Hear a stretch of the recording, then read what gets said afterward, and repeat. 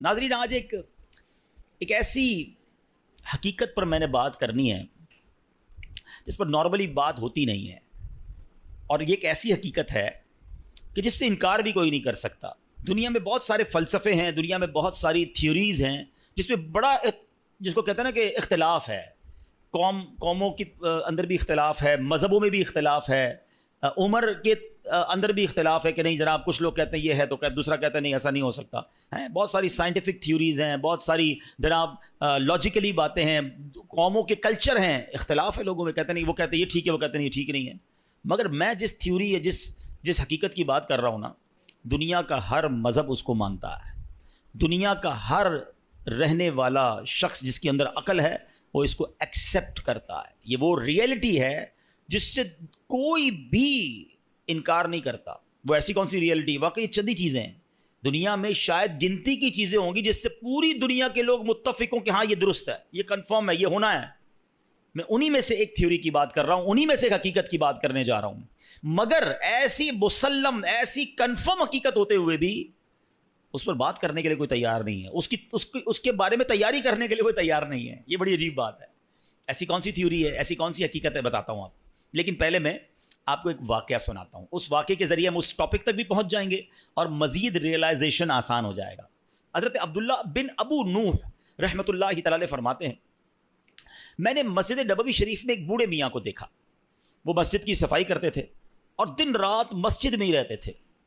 لوگوں نے بتایا کہ یہ بوڑھے میاں جو ہیں یہ مسلمانوں کے تیسرے خلیفہ حضرت عثمان غنی رضی اللہ تعالیٰ عنہ کی اولاد میں سے ہیں، صاحب اولاد ہیں۔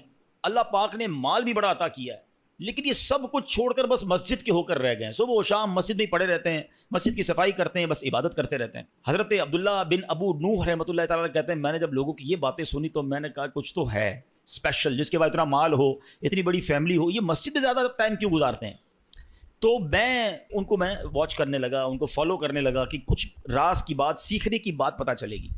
تو کہتے ہیں رات کا جب پچھلا پہر ہوا، لاسٹ آخری پہر، تہجد کے وقت آیا، میں نے دیکھا کہ یہ مسجد سے نکلے اور جنت البقیع کی طرف جا رہے ہیں۔ جنت البقیع مدینہ منورہ کا قبرستان ہے، اور یقین کریں کمال کا قبرستان ہے۔ آپ یقین کریں، مطلب جنہوں نے دیکھا ہے وہ میری بات جلدی سمجھ جائیں گے، جنہوں نے نہیں دیکھا میں دعا کرتا ہوں یا اللہ ہم سب کو مدینے کی حاضری عطا کرے۔ یہ دنیا کا واحد قبرستان ہے جس کو دیکھ کر ڈر نہیں لگتا، مرنے کا جی چاہتا ہے۔ ہاں، دنیا کے کسی قبرستان میں جاؤ نا، ڈر لگتا ہے کہ یار ایسی قبریں ٹوٹی پھوٹی، واللہ جنت البقیع کا قبرستان دیکھو تو بندے کو جی چاہتا ہے یا اللہ ادھر ہی موت دے دے، یہیں دفن فرما دے۔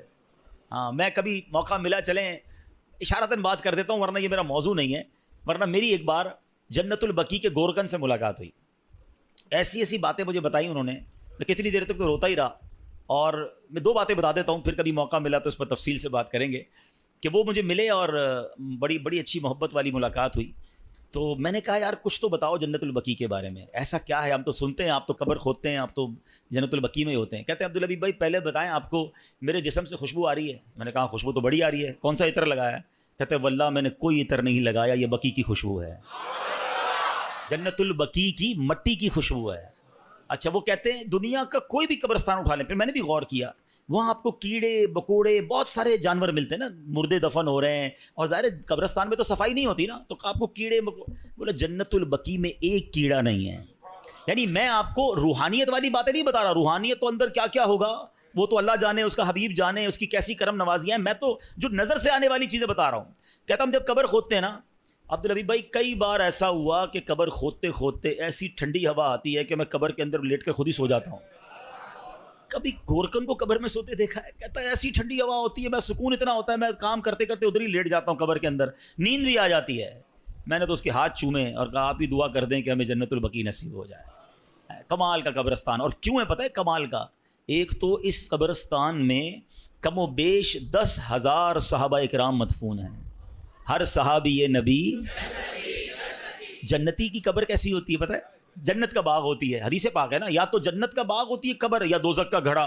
تو سارے صحابہ کی قبر تو ہو گئی جنت کا باغ، جس قبرستان میں 10,000 جنت کے باغ ہوں، اب آپ سوچو نا اس قبرستان میں جو گیا، ہائے ہائے، ایسے نہیں کہتے اعلیٰ حضرت तैबा में मर के ठंडे चले जाओ, आंखें बंद तैबा में मर के ठंडे चले जाओ, आंखें बंद सीधी सड़क ये शहर शफात नगर की है। हाँ अच्छा, फिर मदीने में मरने के हवाले से, हाँ ये सिर्फ जन्नतुल बकी की तो बरकत है ही है। सुनो मेरे आका का क्या वादा है, नबी पाक ने इनकरेज किया है। हदीस पाक का मजमून है कि तुम में से जिससे हो सके वो मदीने में मरे, कि जो मदीने में मरेगा मैं उसकी शफाअत करूँगा। हाँ, मदीने में मरने की तमन्ना ये हमारे ईमान का तकाजा है, इश्क रसूल का तकाजा है। और इस हदीस की शरह में पता है उलमा ने क्या लिखा है, अगर कोई इस हदीस पर अमल करना चाहता है ना तो वो अपना बुढ़ापा मदीने में गुजारे और फिर बगैर किसी ज़रूरत मदीना पाक से बाहर ना निकले। मुझे एक मैसेज आया मदीना मुनव्वरा से, देखिए मौजू मुझे नहीं पता था, ये छिड़ जाएगा। हमारे लाहौर के एक इस्लामी भाइयों मदीने पाक में, उन्होंने कहा आज मुझे किसी ने बताया कि एक खातून है जो पाकिस्तान से गई हैं वहाँ पर, 32 साल हो गए हैं वो मदीने से बाहर नहीं निकल रही हैं। कहती हैं बाहर नहीं निकलूंगी, कहीं बाहर मौत ना आ जाए, मुझे मदीने में मरना है। और मैं ऐसे कई मदीने में रहने वालों को जानता हूँ जो नहीं जाते, मक्के भी नहीं जाते, एक बार हज कर लिया उन्होंने, कहते फ़र्ज़ अदा हो गया है, अब मदीना नहीं छोड़ना है। आका ने फरमाया जिससे हो सके वो मदीने में मरे, कि जो मदीने में मरेगा मैं उसकी शफाअत करूँगा। नसीब वालों को मिलता, मरना तो है ही, अल्लाह करे मदीने की मौत मिल जाए, जन्नतुल बकी मिल जाए। ज़ोर से कह दो आमीन। पता नहीं किसकी आमीन के सदके हमारा बेड़ा पार हो जाए, ये दुआ हमारे हक़ में कबूल हो जाए। कुछ मौत वो होती हैं, मैं अभी पिछले दिनों हमारे एक साथी थे, उनकी वालदा की या वालिद का इंतकाल हुआ मदीने शरीफ में और जन्नतुल बकी में मदफन हुए। मैं उनसे मिलने गया, मैंने कहा मुझे समझ नहीं आ रही आपसे ताज़ियत करूं या मुबारकबाद पेश करूं। यानी ऐसी भी मौतें हैं कि जिस पर अफसोस ही नहीं होता कि मतलब ये तो अरमान था ना, ये तो ज़िंदगी भर मांगा है, या अल्लाह ईमान वाली, आफ़ियत वाली, मदीने वाली, सुभान अल्लाह मौत मिल जाए, और क्या चाहिए। मरना तो हम सब ने हैं, मगर ये मौत ऐसी होती है जिसकी तमन्ना होती है। तो बहरहाल वो जो हज़रत उस्मान गनी रज़ी अल्लाह तआला की औलाद से जो थे वो जन्नतुल बकी में गए, रात का आखिरी पहर था, किबला रुख होकर नमाज़ पढ़ने लगे, सारी रात नमाज़ पढ़ते रहे। फजर का वक्त शुरू हुआ तो उन्होंने एक दुआ की, अल्लाह की बारगाह में अर्ज़ करते हैं अल्लाहुम्मा इन्नका अरसलत इलैया वलम तअज़न ली फ़इन कुन्त क़द रज़ीतनी फ़अज़न ली व इल्लम तर्दिनी फ़वफ़्फ़क़नी लिमा युर्दीका। तर्जमा क्या है, ए अल्लाह पाक तूने मेरी तरफ अपना कासिद भेजा मगर ये ना बताया कि तू मुझसे राज़ी है कि नहीं। ए मालिक करीम अगर तू मुझसे राज़ी है तो मुझे बता दे, अगर राज़ी नहीं है तो अपनी रज़ा वाले काम करने की तौफ़ीक़ अता फरमा दे। अच्छा, वो ये बूढ़े मियाँ दुआ मांग रहे थे, इतने में एक बकरी या उस जैसा कोई जानवर आया, बूढ़े मियाँ ने उस पर उसकी जानवर की पीठ पर हाथ फेरा और उसका दूध भी पिया, उसके बरकत की दुआ दी और वापस मस्जिद नबवी शरीफ में आ गए।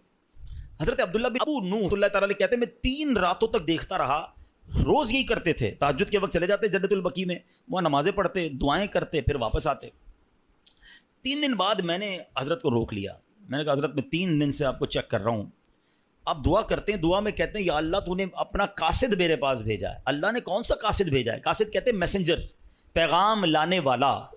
अल्लाह ने आपके पास कौन सा पैगाम भेजा है? बूढ़े मियाँ ने कहा एक दिन मैं आईना देख रहा था, मैंने अपनी दाढ़ी में एक सफ़ेद बाल देखा, बस मैंने जान लिया कि अल्लाह की तरफ से मौत का कासिद मेरे पास आ गया।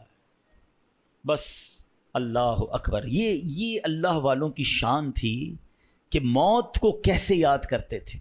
और ये रिवायतों में आता है, ये सफ़ेद बाल होना है ना, काले बालों के बाद सफ़ेद बाल का हो जाना, आँखों की बीनाई कमज़ोर हो जाना, कमर का थोड़ा सा झुक जाना, आज़ा का कमज़ोर हो जाना, ताकत का कम हो जाना, ये सब अल्लाह की तरफ से रिमाइंडर्स हैं, ये कासिद हैं, ये पैगाम दे रहे हैं कि जाने का वक्त आने वाला है।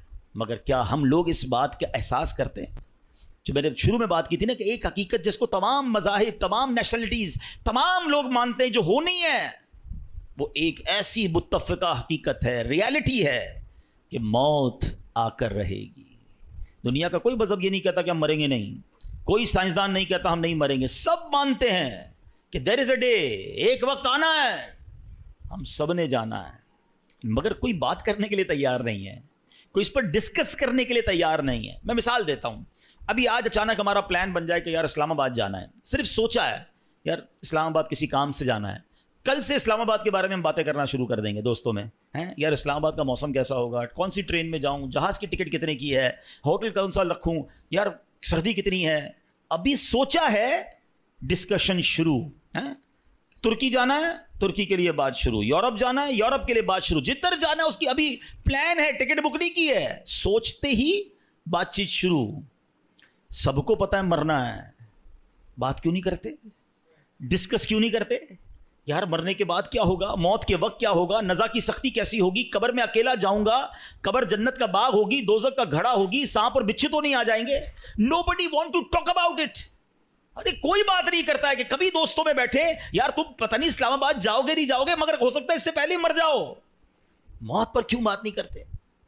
آپ سمجھے میری بات کو, یہ ایسی حقیقت ہے بچہ بچہ جانتا ہے مگر بات نہیں کرتا. اچھا بات کرو تو بعض اوقات لوگ کہتے ہیں یار یہ, اچھا ہم دعوت اسلامی والے اگر بیان کرتے ہیں نا موت کے موضوع پر تو کہتے ہیں یار یہ بہت ڈراتے ہیں. دعوت اسلامی والے بڑی قبر کی بات کرتے ہیں. چلو بھائی ہم بات کرنا چھوڑ دیتے ہیں, آپ مرنے سے بچ جاؤ گے. ہم بات نہیں کرتے, کیا آپ موت سے بچ جاؤ گے؟ نہیں بچ سکو گے.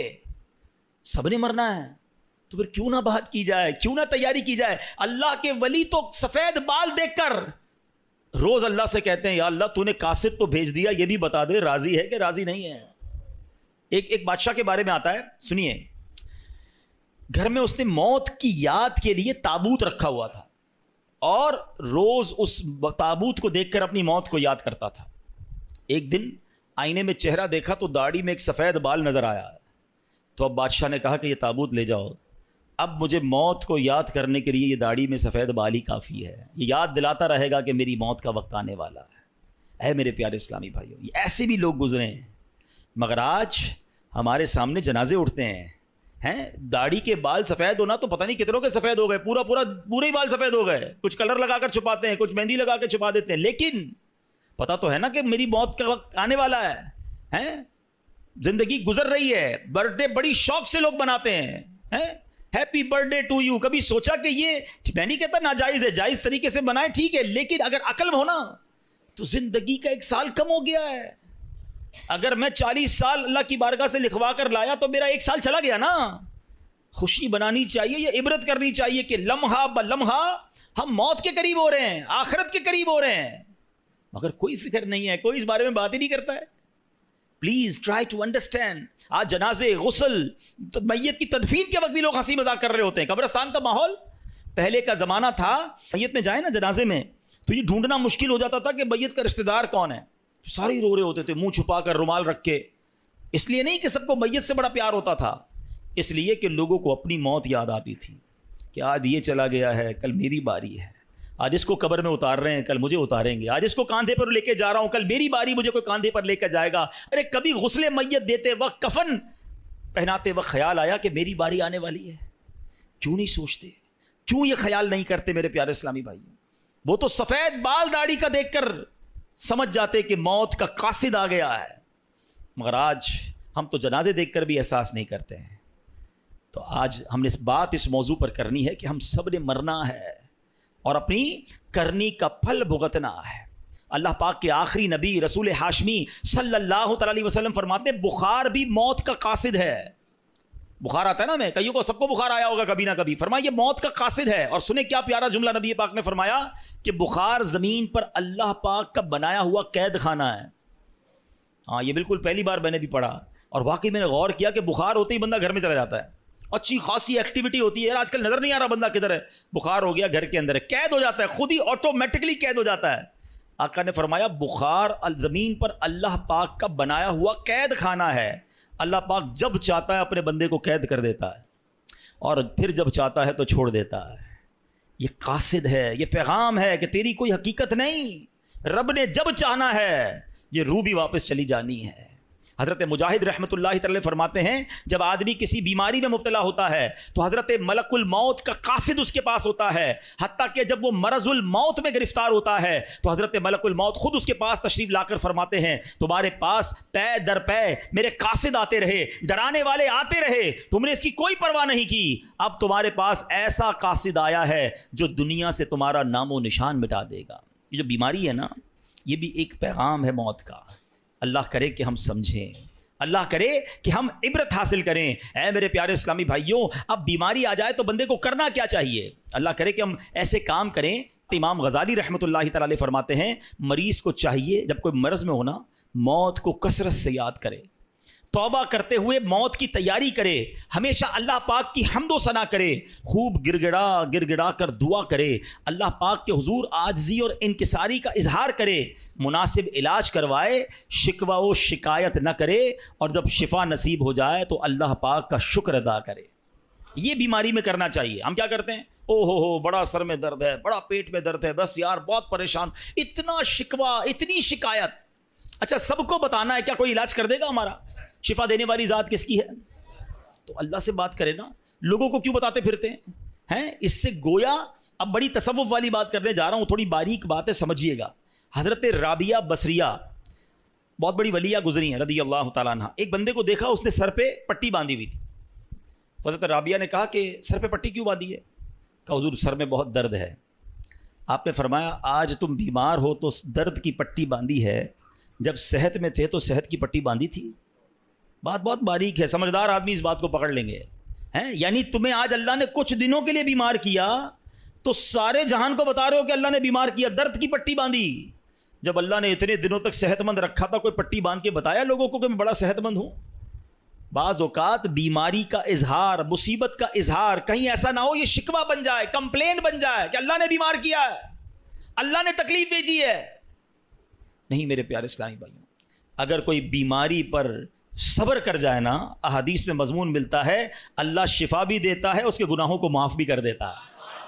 یعنی بیماری مصیبت تو میرے گناہ معاف کروانے آئی تھی, مگر شکوہ شکایت کمپلین ہمارا تو کچھ لوگوں کی تو عادت ہی ہوتی ہے نا, جب ان سے ملے کیا حال ہے, اب جیسے ہی پوچھا نا آپ نے کیا حال ہے, اب لسٹ شروع ہو جائے گی, بس یار سر میں بھی درد ہے, پیٹ میں بھی درد ہے, مارکیٹ بھی خراب ہے, گھر میں بھی اچھا نہیں ہے, اتنی پرابلمز بتا دے گا بندہ. بندہ کہ یار نہ ہی پوچھتا تو اچھا تھا, کبھی تو شکر الحمدللہ کہہ دو, کبھی تو کہہ دو اللہ نے بڑا اچھا رکھا ہے, اللہ نے بڑی مہربانی کی ہے, کروڑوں سے اچھا رکھا ہے. کیوں نہیں کہتے زبان سے؟ شکر ادا کرنے والے بنے, کمپلین کرنے والے نہ بنو. اور بیماری سبحان اللہ, ہمارے اسلاف جو ہے نا وہ تو اس طرح مصیبت کو ویلکم کرتے تھے. حضرت فتح موصلی رحمۃ اللہ تعالی کے بارے میں آتا ہے کہ ان کی زوجہ تھی, ایک بار کہیں جا رہی تھی تو راستے میں پاؤں کو ٹھوکر لگی, ناخن اکھڑ گیا. اب ناخن اکھڑنے کی تکلیف سمجھتے ہو نا, جان نکل جاتی ہے. اب مسکرانے لگی تو کسی نے کہا آپ کو تکلیف نہیں ہوئی؟ کہا تکلیف تو ہوئی, مگر اس تکلیف پر جو میں صبر کروں گی اور صبر پر جو مجھے ثواب ملے گا وہ ثواب یاد کر کے مسکرا رہی ہوں. اللہ اکبر. یہ ایسے لوگ تھے. اور ہم جناب چھوٹی سی چوٹ پر اتنی شور مچا رہے ہوتے ہیں, تھوڑا سا نقصان ہو جائے, اچھا جناب وہ کیا ہوا, بس وہ موٹر سائیکل کا انڈیکیٹر ٹوٹ گیا, تو موبائل ہاتھ سے گر گیا, تو فلاں نقصان ہو گیا, فلاں پرابلم, سب کو بتائیں گے. 2 4 5 ہزار کا نقصان ہو گیا, پورے محلے کو بتائیں گے. کیوں بتائیں گے بھائی؟ کوئی دے دے گا آپ کو؟ دے گا کوئی نہیں, ثواب بھی چلا گیا. صبر کرتے تو یہ نقصان تمہارے لیے ہو سکتا ہے گناہوں کا کفارہ بن کر آیا ہو. روایتوں میں آتا ہے کہ مومن کو پہنچنے والا ہر نقصان, یہاں تک کہ اس کے جوتے کا تسمہ بھی ٹوٹ جائے نا, وہ بھی اگر کسی کا لاس ہوتا ہے اور وہ صبر کرے تو وہ اس کے گناہوں کا کفارہ بن جاتا ہے, اس کے لیے نیکی کا باعث بن جاتا ہے. مگر صبر کریں تو نا, ہم نے تو سب کو بتانا ہے. اچھا معاملہ بڑا عجیب ہے, نقصان ہو تو سب کو بتانا ہے, نفع ہو تو کسی کو نہیں بتانا ہے. یہ ضرور بتائیں کہ 5 ہزار کا نقصان ہو گیا, کبھی آ کے بتائیں کہ آج 50 ہزار روپے کمائیں؟ نہیں, وہ کیوں بتاؤں بھائی, گھر والوں کو تو بالکل بھی نہیں بتاؤں گا, خرچہ شروع کر دیں گے گھر والے. ان کو جب بھی بتانا نقصان کی خبر دینی ہے. نہیں میرے پیارے اسلام, اللہ کا شکر ادا کریں, نہ بتائیں کسی کو نقصان. وہ شاعر کہتے ہیں نا, کسی کا احسان کیوں اٹھائیں, کسی کو حالات کیوں بتائیں. کیوں بتاؤں میں کسی کو میرے ساتھ کیا گزر رہی ہے؟ میں جانوں, میرا رب جانے نا. کسی کا احسان کیوں اٹھائیں, کسی کو حالات کیوں بتائیں. تم ہی سے مانگیں گے تم ہی دو گے, تمہارے در سے ہی لا لگی ہے. اللہ کی بارگاہ میں ہم عرض کریں گے, اللہ کے حبیب علیہ الصلوۃ والسلام کی بارگاہ میں عرض کریں کہ اللہ حبیب پاک کے وسیلے سے ہم پر رحم کر دے. لیکن یہ دنیا والوں کو نہ بتایا کرو, اور خاص طور پہ بیماری, اس میں تو زیادہ توبہ استغفار کرنا. دیکھیں اگر کہتے ہیں نا مائنڈ سیٹ ہو نا عبرت لینے کا, پرابلم یہ مائنڈ سیٹ نہیں ہے. ہمیں میسج ملتا ہے, ہم اس کو میسج کو کر لیتے ہی نہیں ہیں. ہم کہتے ہیں نہیں یار نارمل سی بات ہے.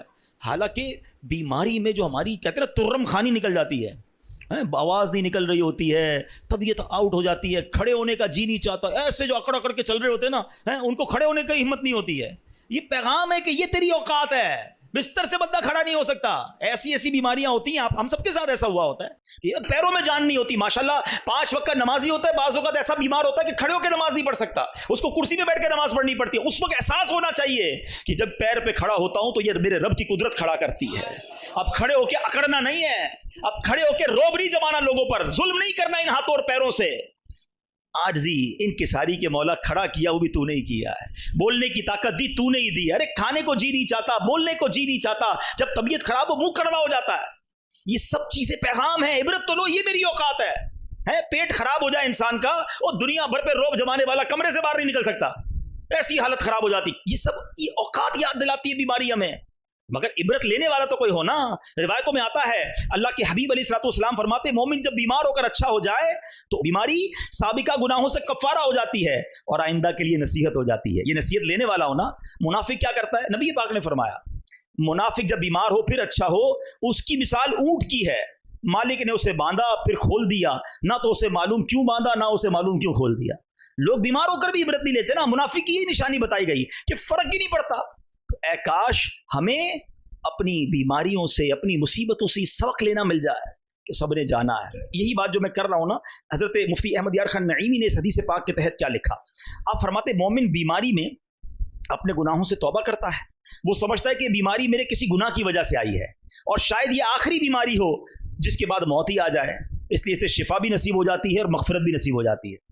अच्छी सोच लाता है ना, तौबा करता है। अब मुनाफिक क्या करता है, फरमाया गाफिल इंसान मुनाफिक ये समझता है कि मैं तो फलां वजह से बीमार हूँ, रात को गया था दावत में, वो गलत किस्म का खाना खा लिया इसलिए पेट खराब हो गया, मैंने ड्रिंक पी ली तो गला खराब हो गया। वो कोई ना कोई असबाब ढूंढ रहा होता है, ये नहीं सोचता अल्लाह ने भेजी बीमारी, और बस अब थोड़ी सी दवा वगैरह पीऊंगा, फलां हवा चल रही है आजकल, फ्लू चल रहा है इसलिए बीमार हो गया हूँ, बस अब जब ठीक हो जाऊंगा दवा से तो कहेगा वो दवा खाई थी तो ठीक हो गया।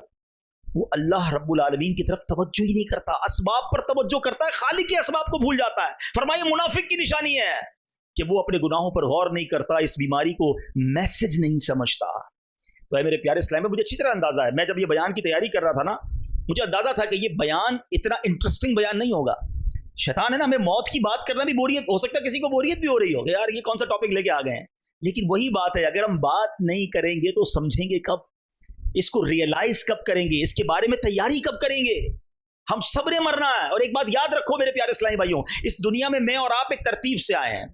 पहले कौन आया, मेरे दादा है, आपके भी दादा है ना, फिर आपके वालिद साहब आए, फिर हम आए, फिर हमारे बच्चे आए, फिर उनके बच्चे आएंगे, ऐसा ही है ना, एक सीक्वेंस है।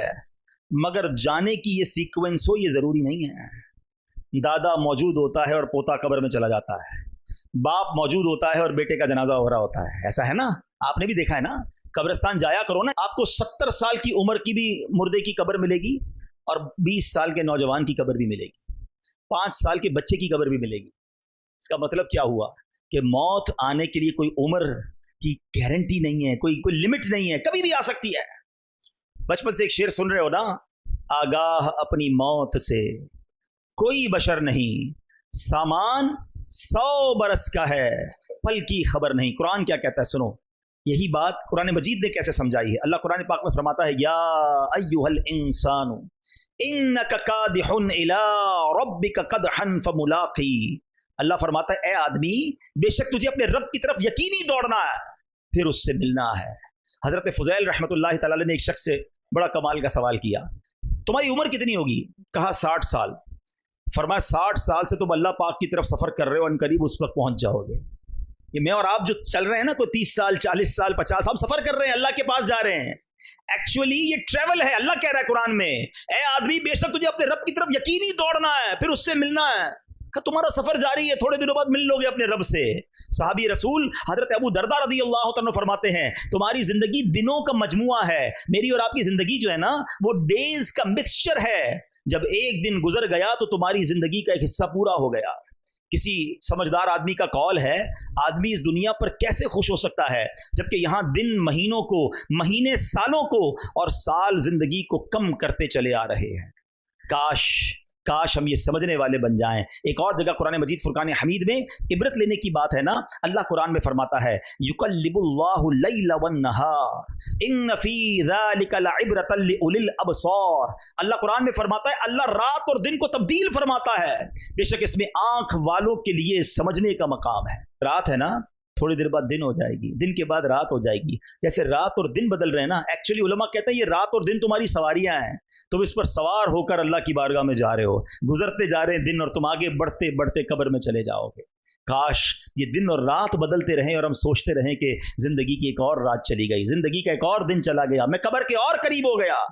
एक और जगह सूरह नाज़िआत में फिरौन और उसके लश्कर के गर्क होने का वाकया जिक्र करने के बाद रब ने क्या फरमाया, इन्न फी ज़ालिका लइब्रतन लिमन यख्शा, बेशक इसमें डरने वालों के लिए जरूर इबरत है। उलिल अबसार, गौर व फिक्र करने वाले, निगाह इबरत रखने वाले, जगह जगह कुरान में अल्लाह ने फरमाया कि इबरत रखने वालों के लिए इसमें इबरत है, इसमें पैगाम है, इसमें मैसेज है। एक तो कुरान पढ़ते नहीं और पढ़ते तो समझते नहीं। हमें तो दोस्तों में गपशप से फिक्र नहीं। अच्छा इत्तला भी मिलती है, पता चला आज उसका इंतकाल हो गया, हाँ हाँ वो आज दोपहर को भी हमारे साथ था। कोई एहसास नहीं कि यार इस तरह चला गया, मैं भी जाऊंगा, है फला नौजवान का एक्सीडेंट हो गया, फला फला 20 साल का नौजवान दुनिया से चला गया। ख्याल भी नहीं आता कि यार मैं तो 30 साल का हूं, मैं तो 10 साल ज्यादा उससे जी गया, मेरी भी खबर आएगी।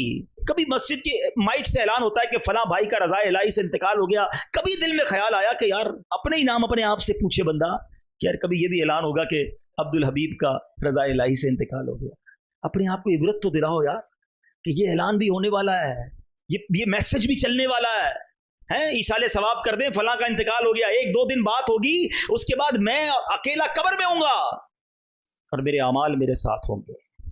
है मेरे प्यारे इस्लामी भाइयों, ये शैतान का वार समझो, ये हमें सोचने ही नहीं देता, ये हमें बात ही नहीं करने देता मौत पर और कब्र पर। हालांकि कब्र में गए तो फिर मैं और आप अकेले ही होंगे और मेरे और आपके अमाल होंगे। हम क्यों तैयारी नहीं कर रहे? शैतान हमें नहीं करने दे रहा मरने की तैयारी। आपको पता है जब किसी का इंतकाल होता है ना तो घर वाले और दोस्त पता है क्या कहते हैं, मैयत ने पीछे क्या छोड़ा है। मगर इंसान के मरने के बाद फरिश्ते कहते हैं मैयत ने आगे क्या भेजा है। कभी सोचा आपने आगे क्या भेजा है? नेक अमाल हैं कि नहीं, नमाजें हैं कि नहीं, रोज़े हैं कि नहीं, सदके हैं कि नहीं, अल्लाह की रिज़ा वाले काम हैं कि नहीं, कब्र जन्नत का बाग बनेगी या नहीं। क्यों नहीं सोचते? हमारे असलाफ तो ऐसा लगता है कि बस कहते हैं आखिरत की कोई बात समझने का बहाना ढूंढते थे। एक बुजुर्ग के बारे में आता है, कपड़ा बड़ा अच्छा बनाते थे। किसी कपड़े वाले व्यापारी के पास गए, कहा मेरा कपड़ा खरीद लो। उसने कपड़ा देखा और कहा इसमें तो कलर स्कीम भी ठीक नहीं है, स्टिचिंग भी ठीक नहीं है, 2-3 फॉल्ट निकाले। वो बुजुर्ग रोने लग गए। वो कपड़े का व्यापारी कहता रो क्यों रहे हैं, मैं आपका कपड़ा खरीद देता हूँ, रोए तो ना। कहते मैं इसलिए नहीं रो रहा कि तुम मेरे कपड़े में ऐब निकाल रहे हो। कहते मुझे याद आ गया कि मैंने तो अपने हिसाब से बड़ा जबरदस्त कपड़ा बनाया था, मगर ये कपड़ा जब किसी माहिर के हाथ में आया है, एक्सपर्ट के हाथ में आया, तो उसने गलतियां निकालना शुरू कर दी कि स्टिचिंग ठीक नहीं है, कलर ठीक नहीं है, इसकी साइज ठीक नहीं है। मैंने तो सारी जिंदगी अपने हिसाब से नमाजें पढ़ी हैं, सही पढ़ी हैं, अपने हिसाब से रोजे रखे हैं, सदके किए हैं, मगर जब ये मेरी नेकियां अल्लाह की बारगाह में जाएंगी और क़यामत के दिन कह दिया गया कि तेरे सजदे कबूल नहीं, उसमें इखलास नहीं है, तेरा सदका कबूल नहीं, उसमें अल्लाह की रिजा नहीं है, तूने जनाब जो रोजे रखे वो ठीक नहीं है, तो मैं किधर जाऊंगा? अब बताओ किधर कपड़े की डील, किधर आखिरत की याद। आप पॉइंट समझ रहे जो मैं समझाना चाह रहा हूं? यानी मामला दुनिया का होता था, वो आखिरत को याद करके रोते थे। हमारे सामने मौत मैयत पड़ी है, मगर हम फिर भी आखिरत को याद करने के लिए तैयार नहीं है, फिर भी अपनी कब्र आखिरत को याद करने के लिए तैयार नहीं। एक बुजुर्ग के बारे में आता है, पहले हमाम जो है ना, पहले के जमाने में हमारे, अब तो घरों में हमाम होते, पहले ऐसा नहीं था, एक पूरे शहर में 2-4 हमाम होते थे, लोग उधर ही जाके नहाते थे। तो एक बहुत बड़े बुजुर्ग वो हमाम पे गए, उसने किसी ने रोक लिया, कहा पैसे दो। कहा पैसे तो नहीं है। कहा बगैर पैसों के हमाम में नहीं जा सकते। रोने लग गए। हैं आखिरत की याद आ गई। कहा आप रोए ना, मैं जाने देता हूँ, फ्री में जाने देता हूँ। कहा नहीं नहीं नहीं, इसलिए नहीं रो रहा। कहा ये हमाम तो ऐसा है जिसमें नेक भी जाके नहाता है, गरीब भी नहाता है, हैं थोड़े से पैसे नहीं थे, तुमने मुझे इसके दरवाजे पर रोक दिया। जन्नत में तो जाएगा ही वही जो रब का, जब जिससे रब राजी होगा। अगर जन्नत के दरवाजे पर मुझे रोक दिया गया कि नेकियां नहीं, तुम्हें नहीं जाने देंगे, तो मेरा क्या बनेगा? आप सोचो यार, हमारे बुजुर्गान दीन कैसे इबरत हासिल करते थे कि आखिरत की याद उनके दिलों में ऐसे होती थी कि वाकया दुनिया का कोई होता था, फिक्र आखिरत की सताती थी। हमारे पीरो मुर्शिद अमीर अहले सुन्नत को अल्लाह ने बड़ा फिक्र आखिरत वाला दिल दिया है। एयरपोर्ट पे हम जाते हैं, सब जाते हैं, कई लोग गए होंगे हम में से एयरपोर्ट पर, हैं जेब में कुछ भी सामान हो, बेल बज जाती है, वापस आओ, फिर निकालो, हैं फिर जाओ, फिर भूल गए, फिर बेल बज जाएगी। जिसका सामान थोड़ा वो फौरन निकल जाता है, जिसका सामान ज़्यादा उसको साइड पे रोक लेते हैं। ऐसा ही है ना, ہیں, یہ نارمل سی بات ہے. مگر دیکھیے قبلہ شیخ ترکیت امیر علیہ السلام فرماتے ہیں مجھے ایئرپورٹ پر آخرت کی یاد آتی ہے. قیامت کے دن جس کے پاس تھوڑے سے معاملات ہوں گے وہ پل صراط سے آسانی سے گزر جائے گا. جس نے دنیا کا مال کما کر دنیا کی جناب بہت ساری جس کو کہیں لگژریز میں لائف گزاری ہوگی, پل صراط سے گزرنا اس کے لیے مشکل ہو سکتا ہے. وہاں زیادہ سوال ہوں گے, زیادہ باتیں ہوں گی, حساب دینا پڑے گا. ادھر بھی جس کے پاس لگیج نہیں, جیب خالی, آپ جائیے, آپ کلیئر ہیں. جتنی چیزیں زیادہ اتنی چیکنگ زیادہ. سمجھنے والا دل چاہیے, احساس والا دل چاہیے کہ میں نے زندگی ایسے گزارنی ہے کہ پل صراط سے گزرتا. ہمارے بزرگان دین کیسے لیتے تھے عبرت, کیسے لیتے تھے؟ آج کل سردی پڑ رہی ہے نا, آپ کو پتہ ہے سردی کا بھی جہنم میں عذاب ہے. گرمی کا عذاب تو آپ نے سنا ہوگا, سردی کا بھی عذاب ہے. اور ایک ایسی وادی ہے جہاں اتنی ٹھنڈ ہوگی کہ جب مجرمین کو وہاں ڈالا جائے گا تو سردی کی وجہ سے ان کے جسم کے ٹکڑے ٹکڑے ہو جائیں گے. اور گرمی, جہنم کی گرمی الامان والفیس. حضرت داؤد علیہ نبینا علیہ الصلوۃ والسلام اللہ کے نبی ہے نا, خوف خدا کیسا تھا. ایک روز آپ ایک تندور کے پاس سے گزرے, تنور جس کو کہتے ہیں, ہم بھی جاتے ہیں روٹی لینے. اب ذرا دیکھو, دل ذہن دیکھو, یا اولی الابصار, عبرت والوں کے لیے قرآن میں بڑے میسج ہیں. تنور کے پاس گئے, اس میں آگ جل رہی تھی. آپ نے جب تنور کی آگ دیکھی تو آپ گھبرا گئے, آپ کو جہنم کی آگ یاد آ گئی. آپ کہتے ہیں کہ یا اللہ, اچھا اب جب یہ دیکھا نا, اب بے چینی سے زمین پر گر گئے. اتنا تڑپے کہ ڈر تھا کہ آپ کے جوڑ علیحدہ علیحدہ نہ ہو جائیں تنور کو دیکھ کر, روٹی والے کے پاس. اور پھر گرمی کے دنوں میں جب دھوپ میں آتے تو کہا کرتے, اے اللہ پاک, ہم تیرے بنائے ہوئے سورج کی گرمی برداشت نہیں کر سکتے تو جہنم کی گرمی کیسے برداشت کر سکیں. کاش یہ ہمارے ذہنوں سے غفلت کا پردہ دور ہو جائے. ہم تو ایسا لگتا ہے جس سے بھی بات کرو نا, یار 2 سال بعد یہ کرنا ہے, 5 سال بعد یہ کرنا ہے, پھر یہ پلاننگ, شیڈول ہے. مگر شیڈول ایسا ہے کہ اس میں مرنا ہی نہیں ہے. لگتا ہے کوئی سوچتا ہی نہیں ہے کہ یار اس پورے شیڈول میں بیچ میں مر گیا تو اور مر سکتا ہوں, تو ادھر کی کیا تیاری کی ہے. nobody talk about it, بات ہی نہیں کرتے. ارے ہونا یہ چاہیے. عقل یہ کہتی ہے کہ پہلے قبر ٹھیک کر لوں, کیونکہ قبر میں تو کل بھی جا سکتا ہوں نا, پھر دنیا کے بارے میں سوچوں. مثال کے طور پر کوئی بندہ گھر بنا رہا ہے, یار آرکیٹیکٹ کو بلایا, کتنے ٹائم میں بنے گا, 1 سال میں, اتنے پیسے لگیں گے. 1 سال بعد اتنے لاکھ کروڑ روپے لگا کے تم گھر میں جاؤ گے, قبر میں کل جا سکتے ہو, پہلے وہ تو ٹھیک کر لو. وہ ٹھیک ہو پھر بے شک گھر بھی بنتا رہے گا, وہ خراب رہی تو کدھر جاؤ گے. اور ایسے واقعات ہیں کہ بندہ گھر میں جانے سے پہلے قبر میں چلا جاتا ہے. میں ایک واقعہ نہیں بھولتا. ایک بار ہم ہانگ کانگ میں تھے اور وہاں دعوت اسلامی کے مدنی قافلے کے ساتھ گئے. تو وہاں کیا ہوا کہ ہمیں بتایا وہاں کے اسلامی بھائیوں نے ایک واقعہ کہ ایک بندہ تھا جس نے تقریباً 30-32 سال ہانگ کانگ میں جاب کی. پاکستانی بہت سارے دنیا میں 10-10 سال, 20-20 سال, 30-30 سال سے باہر ہے, پوری زندگیاں باہر دے دی. یہاں پیسے بھیجتا رہا, گھر والوں نے ادھر بڑی سی کوٹھی خرید لی. پیسے بہت آ گئے, 30-32 سال میں بندہ کما لیتا ہے باہر جا کے پیسے, اور سمجھتا ہے بس وہی کرنا ہے, ادھر کمانا ہے, پھر بعد میں عیش کرنے. تو ادھر گھر والوں نے اس کے پیسوں سے, اچھا وہ ادھر ہانگ کانگ میں چوکیداری کرتا تھا, چوکیدار کی بھی تنخواہ اچھی ہوتی ہے, بیچتا رہا, یہاں گھر بن گیا اچھا خاصا. اچھا اب بھی نہ آیا تو خود ادھر چوکیداری کرتا تھا, ادھر گھر کے باہر ایک چوکیدار رکھ دیا کہ بھائی گھر کی خیال رکھو, تھوڑے ٹائم اور پیسے کما لوں, پھر ایک ہی ساتھ آؤں گا. 32 سال. اب گھر والوں نے کہا بہت ہو گیا, اب تو آ جاؤ. کہا بس ٹھیک ہے, اب اتنے پیسے ہو گئے کہ بقیہ زندگی مزے کی گزرے گی. سارا سامان پیک کیا, اپنے دوستوں کی دعوت کی, فیئر ویل پارٹی, آج آخری دن, سب مل کے کھائیں گے پیئیں گے موج کریں گے, کل سے میں جا رہا ہوں آل دا وے پاکستان, اب نہیں آؤں گا واپس, خدا حافظ. پارٹی کے دوران اس بندے کو ہارٹ اٹیک ہوا, اسی پارٹی کے دوران اس کا انتقال ہوا. جس جہاز میں اس نے اپنا سامان بک کرایا تھا اسی جہاز میں اس کی میت پاکستان آئی. جو گھر جو 32 سال باہر رہ کر مزدوری کر کے بنایا تھا, ایک رات اس گھر میں نہیں گزار سکا. گھر میں جانے سے پہلے 2 گز کی قبر کے اندر چلا گیا.